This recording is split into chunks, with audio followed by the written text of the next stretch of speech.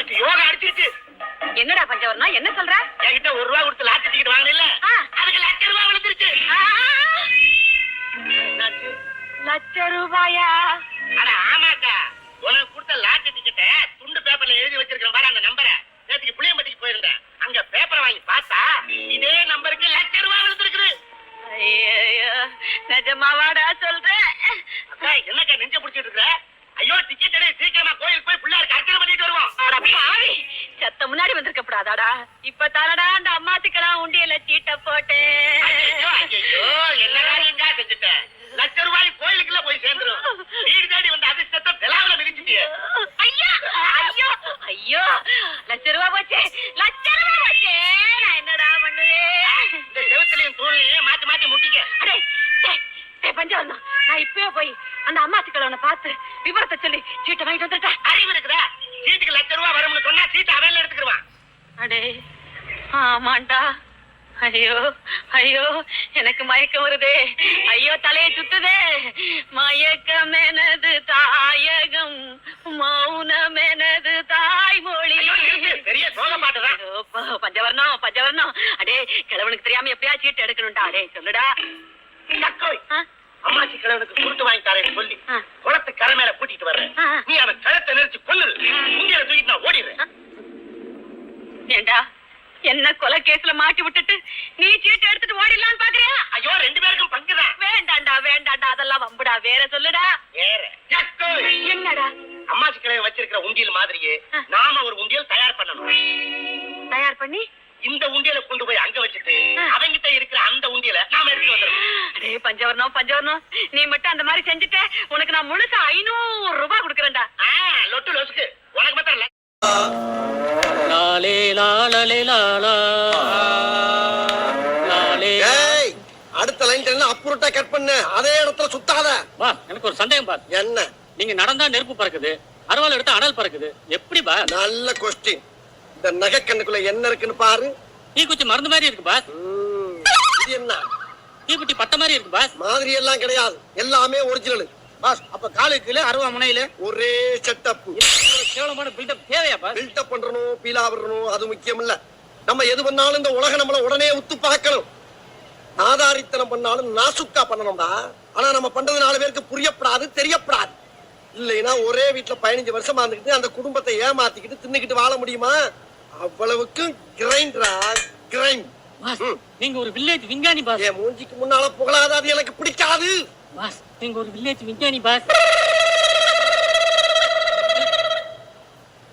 லாலே லாலே லாலா. முன்னாடி எல்லாம் பிச்சைக்காரங்க திருவோட்டை வச்சு பிச்சை எடுப்பாங்க, இப்ப அருவாளை வச்சு எடுக்கிறாங்கயா. கால கட்டு கொஞ்சம். என்னையா? ஆமா, நீ யாரும் பேர் என்ன? நெருப்பு நீலமேகம். என்ன வியாபாரம் பண்ற? சேலை வியாபாரம். சேலைக்கு நெருப்புக்கு என்ன சம்பந்தம்? சம்பந்தப்படுத்திக்கிட்டேன். ஏன்? இங்க யாரோ தீப்பொறி திரும்பவும் திரியறானாமே, அவன் என்னை பார்த்துட்டு ஒருவேளை போட்டு தள்ளிட்டா, அதனால இந்த ஊருக்குள்ள வந்த உடனேயே நீலமயத்துக்கு முன்னாடி நெருப்ப சொருகிட்டேன். சொருகிறது முக்கியம் இல்லடா, இதுக்கு முன்னால தீப்பொறி திருமுகத்தை பார்த்திருக்காரு? பார்த்ததில்ல. நான் தான். என்ன திறந்து மூடுற? உன்ன மாதிரி அங்கங்க அடமொழி வச்சு வாழ்ற வழி இல்ல. நாங்க ஆண்டாண்டு காலமா பரம்பரை பரம்பரை அடமொழியோட வாழ்ற குடும்பம்டா. எங்க தாத்தா பேர் கொல்லிவா கொடுவாய, எங்க ஆத்தா பேர் அக்கினி அகிலாண்டம், எங்க அப்பன் பேர் கங்கு கண்டசாமி, சொந்த ஊரு சிவகாசி. நாங்க அங்க இருந்தோம்னா தீப்பெட்டி தொழில் பாதிக்கும்னு பயந்து எல்லா முதலாளியும் பணம் கட்டி என்னை அனுப்பியிருக்காட்டாங்க. எங்க ஊர்ல தீமிதி திருவிழா வந்தா கட்டையை போட்டு எரிக்க மாட்டேன்டா, எங்க பாச குப்பரப்பட கூட திங்கு திங்குன்னு மிதிப்போம்டா. அது என்னது இது? நானும் பாத்துக்கிட்டே இருக்கேன். மாசம் மாசம் உங்க மாமா கிட்ட சம்பளம் வாங்கிட்டு வந்த அன்னைக்கெல்லாம் அப்படியே இடிஞ்சு போய் உட்கார்ந்து இருக்கீங்க. இடிச்சு போய் உட்கார்ந்து இருக்கேன்னா இடிக்கிறதுக்கு திட்டம் போட்டுட்டு இருக்கண்டி. எத? நம்ம வீட்டு பூஜை அறையில புதையல் இருக்குன்னு கோடைக்கு சொன்னாண்டி. அதுவும் இன்னைக்குன்னு நாள் கூச்சு கொடுத்துருக்கா. புதையலா? பின்ன என்ன துவையலா? விளையாடாதீங்க. நிஜமாவா சொன்னா? ஆமாண்டி, நம்ம வீட்டு ஈசாடி மூலையில புதையல் இருக்குன்னு கோடாங்கி அடிச்சு சொன்னான். ஐயோ ஐயோ, நான் போய் சாமியை வேண்டிட்டு வந்துடுறேன். சாமி, ஆண்டவனே, தாயே, இன்னைக்கு ஈசான மூலையில புதையல் தோண்ட போறோம். தோண்ட தோண்ட பொண்ணா வரணும், மணியா வரணும், வந்துகிட்டே இருக்கணும். ஆத்தா, தாயே, என்னங்க இங்க பாருங்களே, ஆத்தா பூவை போட்டிருக்கா, நல்ல சகுனத்தை காட்டி இருக்கா. சீக்கிரம் வாங்க, வந்து ஆரம்பிங்க. என்னமோ வசமா சிக்கிருச்சு. அப்படியா? இருங்க. ஊர்லயே எங்க மாமன் தானே பெரிய பண்ண. உள்ள இருக்கிறத வெளியே எடுத்த அவரை விட நான் தான் பெரிய பண்ண. ஐயோ புதையல் எடுத்தவன மொத்த காரியமா என் இடுப்புக்கு ஒரு பெரிய வட்டியானோ. என்ன வண்டி சக்கரத்துல கைய காட்ட? எனக்கு தங்க செய்யணும். அந்த பிஞ்ச செருப்போட ஒரே அப்பா அப்பிர. அவன விடுங்க, நீங்க எடுங்க.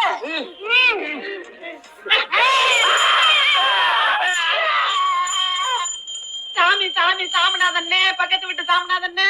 அறிவுகிட்ட முண்டாங்களா? சாம்பாத்துக்க சிவனே நீங்க வீட்டு பூஜை அறையில கீழே விழுந்து சாமி கும்பிட்டுக்கிட்டு இருந்த. நீங்க வாட்டுக்கு செவுத்த தோண்டி என்னை இங்க இழுத்துட்டீங்களே. உங்களுக்கு அறிவு இருக்கா? எங்க அந்த வெத்தலை பாக்கு போயிருந்தாக்கா? தேங்க பார்த்து பணத்தை பேசிட்டாங்க. கூடவே கொஞ்சம் சூடத்தை ஏற்றி கையில கொடு, சாமி மலை ஏறட்டும்.